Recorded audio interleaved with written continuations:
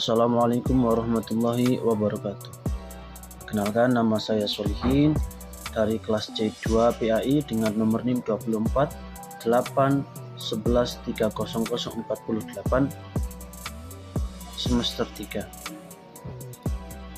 Di sini saya akan memenuhi tugas ujian akhir semester untuk mata kuliah fikih, usul fikih, dengan menjelaskan materi yang berkaitan dengan hukum syara dalam usul fikih.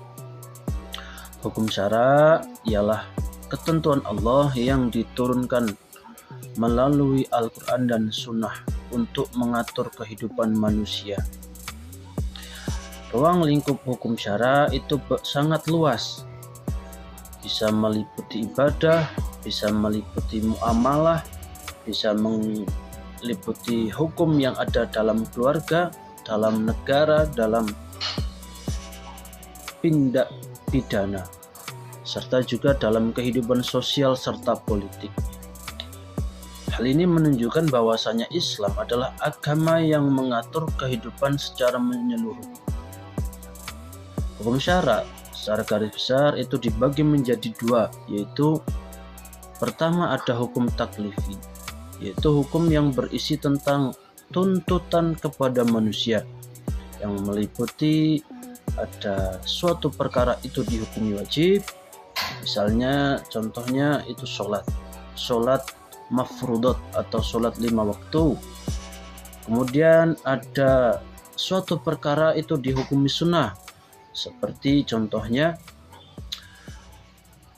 puasa Senin Kemis. Kemudian ada suatu perkara itu dihukumi makruh, seperti meniup makanan yang masih dalam keadaan panas. Kemudian ada suatu perkara itu dihukumi haram, misalnya makan daging anjing atau babi. Kemudian dihukumi mubah, itu banyak sekali, semisal tidur ataupun makam. Adapun yang kedua, hukum syara yang kedua yaitu hukum wad'i, yaitu hukum yang berkaitan dengan sebab, syarat, dan penghalang berlakunya suatu hukum. Sumber hukum Islam itu ada beberapa dasar untuk menetapkan hukum syar'i. Secara garis besar, sumber hukum yang disepakati itu meliputi satu, ada Al-Quran, kemudian sunnah atau hadis, kemudian ada ijma, ada qiyas. Al-Quran merupakan sumber hukum utama dalam Islam yang isinya berisi tentang prinsip-prinsip dasar syariat.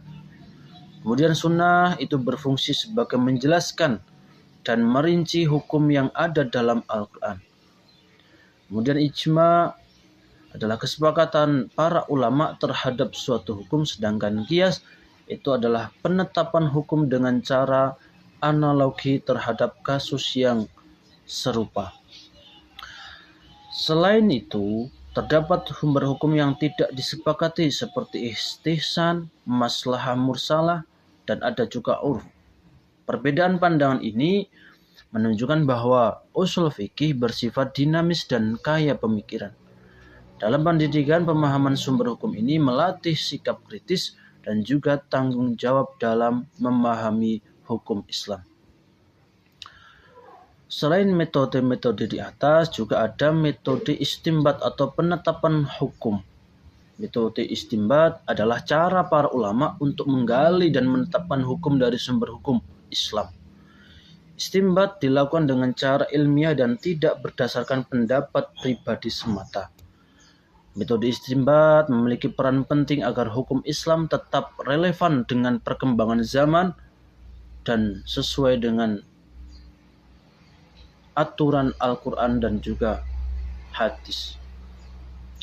Secara umum, metode istimbat terbagi menjadi dua, yaitu ada pendekatan kebahasaan, yaitu memahami bahasa Arab dalam Al-Quran dan hadis, seperti perintah atau larangan, dan juga takhyir, Adapun yang kedua ada pendekatan maqasid syariah, yaitu memahami tujuan syariat untuk menjaga agama, jiwa, akal, keturunan dan harta. Kemudian ada metode ijtihad adapun ijtihad dalam usul fikih secara pengertian, ijtihad adalah usaha sesungguh-sungguh seorang mujtahid dalam menetapkan hukum syar'i terhadap persoalan yang belum memiliki ketentuan yang jelas dalam Al-Quran dan Sunnah. Ijtihad memiliki dasar kuat dari Al-Quran dan hadis. Salah satunya melalui kisah Mu'adz bin Jabal. Ijtihad itu berfungsi sebagai penjaga relevansi hukum Islam agar mampu menjawab persoalan baru dalam kehidupan modern. Mungkin itu yang dapat saya sampaikan. Banyak salah, kurangnya saya sampaikan. Mohon maaf yang sebesar-besarnya. Saya akhiri. Assalamualaikum warahmatullahi wabarakatuh.